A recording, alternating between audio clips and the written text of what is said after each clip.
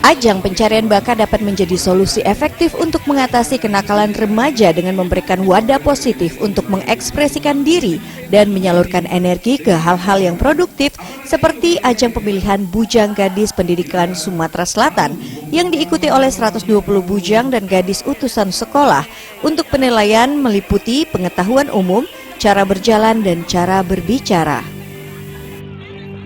Pesertanya kita banyak, dari awalnya sekitar 127 dikerucutin lagi menjadi 68. Ya dinilai apa aja nanti Pak? Mungkin K-popnya, intelijensinya, sama wawasan pariwisata.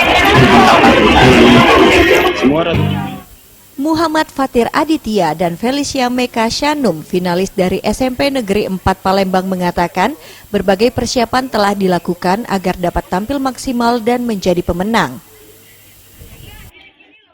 Untuk mengembangkan kreativitas kami Pak, sama juga untuk menjadikan pemuda-pemudi Indonesia menjadi generasi emas. Motivasi kami untuk seperti tadi mengembangkan kreativitas kami dan mempelajari public speaking kami. Melalui kegiatan ini kedepannya seluruh peserta akan menjadi duta pariwisata pendidikan di Sumatera Selatan. Tim Liputan Sriwijaya TV.